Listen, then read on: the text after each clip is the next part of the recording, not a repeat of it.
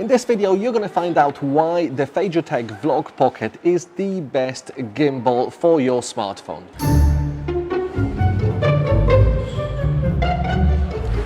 Are you in the market for a new mobile phone gimbal? Look no further, Feiyu Tech VLOG Pocket.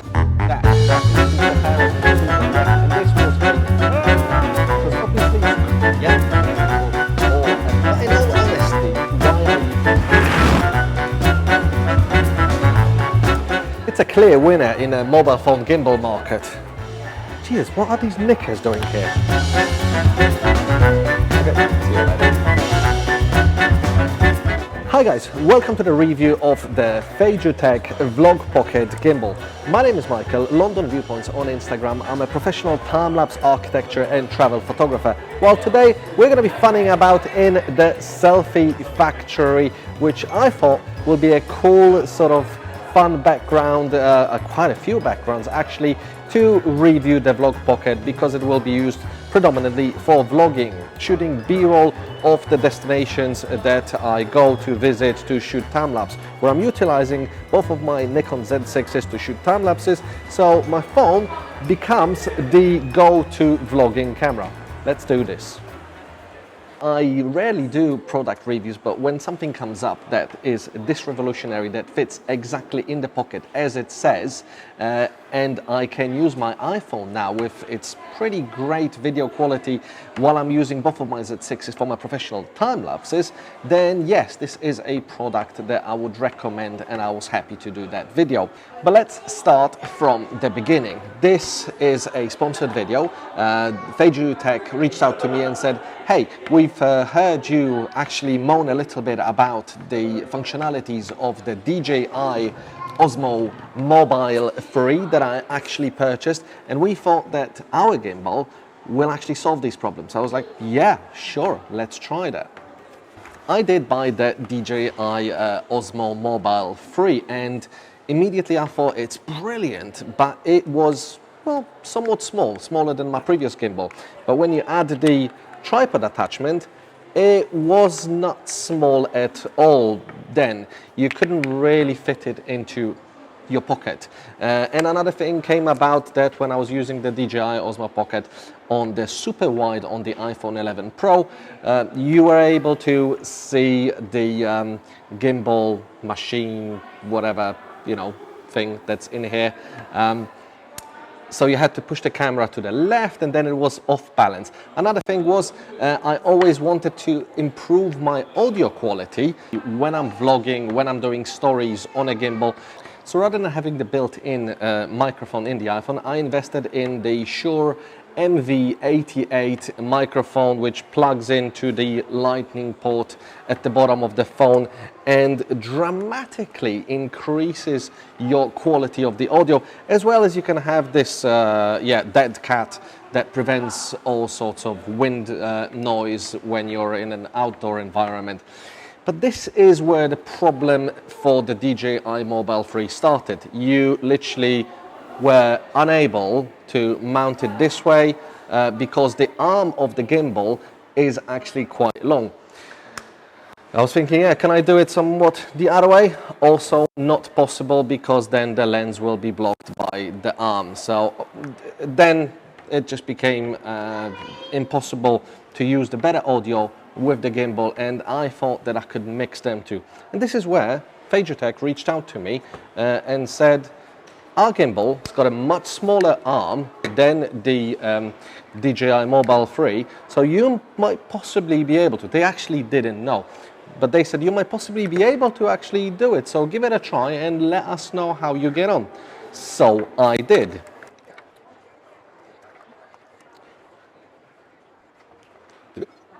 And what do you know, it works just fine. You offset the phone to one side, so without the microphone adapter it would be a little bit off balance, but with the extra 44 grams that the microphone is, it's perfectly balanced. And not to mention that when I received it, I saw how much smaller the gimbal is from Feiyu Tech, so I straight away loved it. It's lighter by at least a third and way smaller.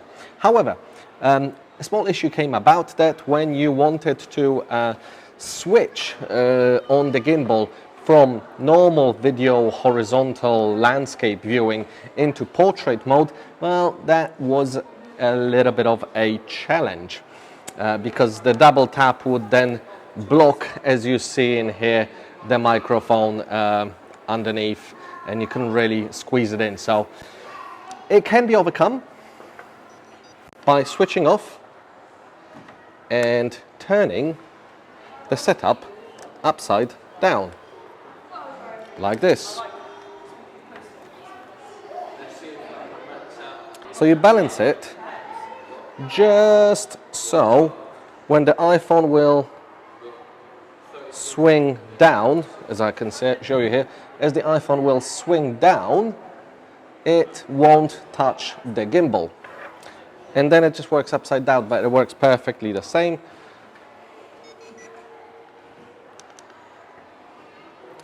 You double tap it and then the microphone's at the top, yet the camera, as long as you don't have the hand facing too much forward, even the wide angle doesn't see the gimbal arm, and it just works. Unfortunately, you have to switch from one way to another if you're doing stories, TikTok, or any other vertical filming, compared to the landscape version that works with the microphone being just behind the arm. So that's straight away made me think, do you know what? The DJI Osmo Mobile 3 is going. That's just simple as. So let me run you through some of the basics differences between these two gimbals. First one is obviously the price. The Feiyu Tech starts at £89. I think I found it on Wex. However, I don't think the tripod legs are included in the £89 version. The DJI Mobile 3, also without the legs, starts at £99. If you add the legs and the bag that they provide with it, which is a nice bag actually, but the legs don't fit into the bag as smoothly as just the gimbal when it's folded. So unfortunately this is another £20, so the whole thing, the gimbal, the bag and the legs cost £120. I don't know how much these legs are, but surely they don't cost £30, so the Vlog Pocket is cheaper. Let's get on with other specifications.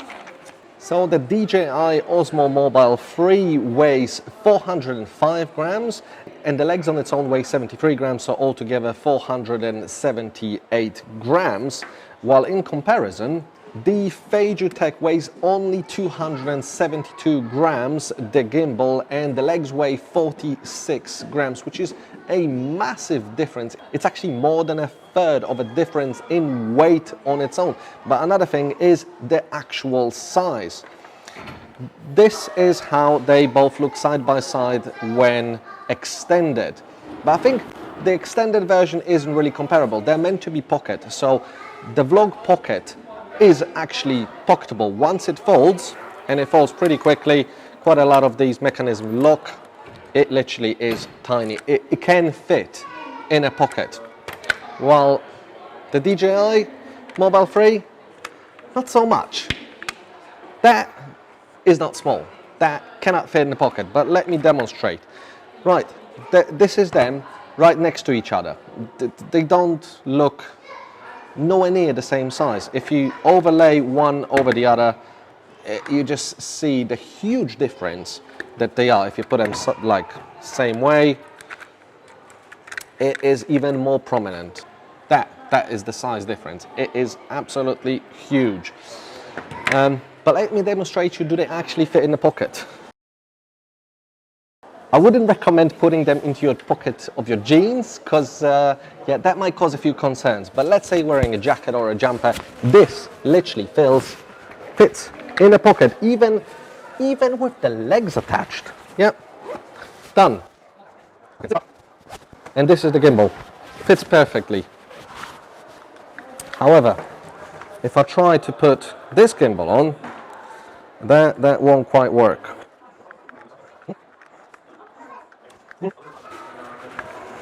There's just no way this will work.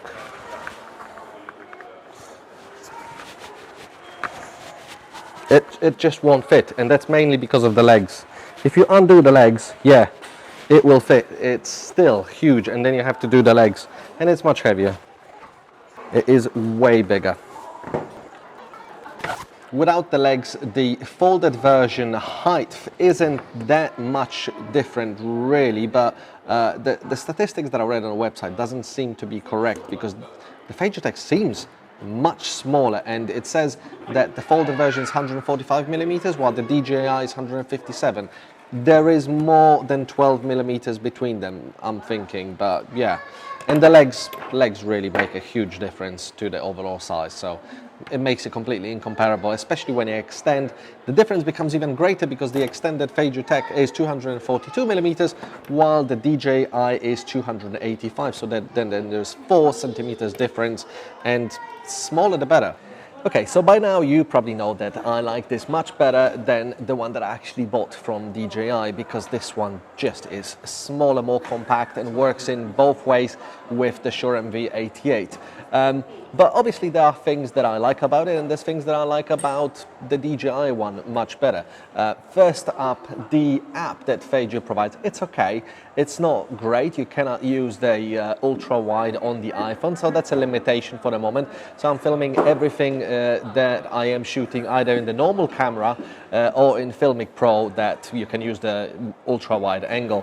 Another thing is that the time-lapse intervalometer in the Feiyu Tech app obviously doesn't shoot RAW, and the intervalometer is so-so, but there's no manual settings. So that's another sort of disqualification where I see it with regards to time-lapses. However, I found out that if you start the motion tracking app in the Feiyu Tech app that says, for example, that the camera will move from here all the way there, and you press start, basically you can exit the app because the motors in the gimbal will drive that, and then while the camera is slowly moving you can go into the Pro Camera app that I done the recent video about how you can shoot raw time lapses with an iPhone, change everything how it needs to shoot and what the settings you want to shoot, and just start the intervalometer there, and it will save the raw files into your camera roll while using the gimbal as the motion device. It won't do move, shoot, move. It will just be a continuous move. But if your shutter speed isn't super long and your move is slow, it will provide a decent result. As you can't shoot longer shutter on the Pro Camera app than 1 second, it should be perfectly fine. There will not be too much motion blur in your shots. So yeah, the main feature of the app that I just don't like is there's no manual controls, no manual way to set the shutter speed in the time-lapse intervalometer, as well as no ability to shoot on the super wide angle, which this iPhone is so cool that it has it. So let's break it down into the things that I like and dislike about the gimbal. Firstly, all the things that I like. Well, it works with the Shure MV88 microphone, and that's a huge thing. The other gimbal doesn't, so it completely is out for me. The motors are quiet. The microphone, even though it's here right next to the motors, I have never heard the sound of the motors going into the audio. So in comparison to the next best thing, which is the DJI Osmo Mobile 3, the motors actually can be heard when you move them drastically. So even if it did work, it probably would be having the second place even in that category. I like how compact it folds, and then everything gets locked by 4 locks. First one being on the roll head, you lock that in place. Then another one being on the top arm, also locks. Then you fold the arm itself, it goes in here, and lastly you fold the panning mechanism. And all 4 locks provide a non-moving, stable mechanism that doesn't even shake when you try to shake it. Another best feature is the small tripod stick. I'm actually thinking that I might use it with my Z6 if I need to set it somewhere where I don't want to set the camera down on the ground. This is perfect. I might not carry like a small gorilla pod for this exact reason. It's got a really tight phone grip. You basically attach it and there is no wobble. You know it's not gonna fall, yet it still allows you, if you use 2 hands, to adjust the balance and move it where you need to move it left and right. But it is really tight, holds the phone firmly, and when you have an expensive phone like this, you kind of want to make sure that the phone will never fall out, and yeah, this guarantees that. Lastly, it's obviously the price tag. It's actually cheaper to buy than the DJI Osmo Mobile 3, which I bought, and I didn't buy this, and if I knew, I would have bought this, but now my DJI Mobile 3 is, going on eBay. Moving on to the things that I don't like. Obviously, the lack of super wide angle in the app. Quite a few apps by now has had the update where before they didn't have the ultra wide angle mode, and now that's been added. So Feiyu Tech should introduce that in the latest release, I reckon. I guess I'll have to stick to the other things I don't like about the app, because if the app got improved, the overall phone would be much more sellable. When you swipe to slide your zoom from 1x to 5x, it's only a sliding mechanism. You can't just like type 1x, 2x to know that you're filming at the right lens. You just slide and it's not exact, and I'm guessing the quality will not be as great as either filming with a dedicated lens, the 1x or the 2x. Quite a big missing item in the app is no fine-tuning of the gimbals, because sometimes I felt, especially when shooting in the portrait mode, that I could do with actually changing a bit of rotation, some fine-tuning to where the center balance is in the gimbal, and there's no such option. However, on top of double pressing the Z button, which is recentering, you know, after a while it kind of recenters to become level, and I never had any issues once I sort of leveled it properly shooting in the landscape mode. Oh yeah, and some text in the app actually is in Chinese, so it would be really helpful if all the text in the English version of the app was in English, because I don't know what certain things do in the app. With regards to gimbal operation, it is pretty simple. Upon startup, let's say in the landscape mode, you only get a choice of panning. If you tap the top button once, it gets locked, so there's no panning, no tilting, so the camera stays looking where you tapped it. Tap it again and you're back into panning mode. If you double tap the top of the two buttons in front, yes, there's only two buttons, pretty simple operation. You switch into portrait mode. I took off the Shure MV88 microphone to demonstrate it for you, because with the microphone attached, you have to switch it around as I told you earlier. Double tapping again, it goes back into landscape. The bottom button in any other apps like Filmic Pro or your standard camera app serves as a record start and stop button, which is very convenient, operates with the camera via Bluetooth.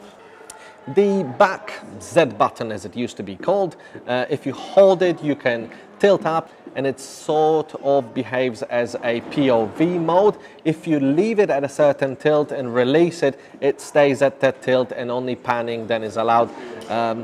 After which you can just double tap the Z button to return to center position. And here we're vlogging in Winter Wonderland. I prefer to use the vlog camera, the 0.5, which is the super wide angle, and unfortunately then you don't see the screen.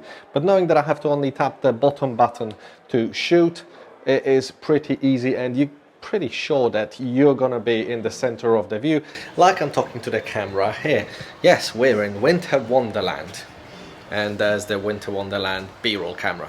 And this was a perfectly straight view. Sometimes what I do is I press the Z button, tilt it a little bit down, release, so it has a point down look, and then yeah, I just press the bottom button to film, and I can hold my hand a little bit higher, yet the center of the focus and composition is on me talking to the camera. And the audio coming from the Shure MV88 is pretty decent, and this is why I decided to go with this setup and not just the audio, which apparently is somewhat good from the iPhone 11 Pro with the forward-facing microphone. However, a dedicated microphone will always be better. By now you must have gathered that I am in this Selfie Factory, that's what it's called, where you have multiple funky backgrounds to do all sorts of videos for TikToks, Instagram stories or whatever. But yeah, there's a ball pit behind me, and I'm thinking if I put the camera in POV mode and slow-mo in wide angle, I could do this sort of like shot where I am just basically falling behind, and yeah, the camera will hopefully track me because I'll be POV mode, and my arm will be moving together with me falling back. So let's give that a try. 3, 2, 1. Ah!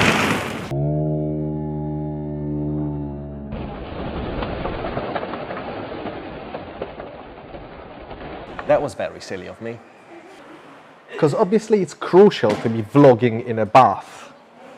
Yeah, I'm vlogging in a bath full of plastic bubbly balls.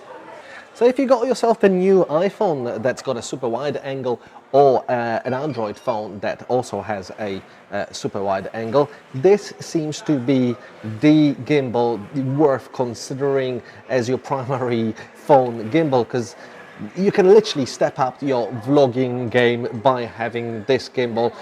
The Shure MV88 is an optional extension to your setup, but it does improve your audio quality in your videos drastically. But in all honesty, why I use the iPhone to vlog on this mobile gimbal is because both of my Z6s are used to shoot professional time lapses, so I'd rather use them for what they're best at and utilize the iPhone 11 Pro to funny about and not worry about the quality as much. Definitely not worry about the shutter speed, ISO, because the native camera does a great job, while the gimbal just helps to make the stabilized viewer experience that much better.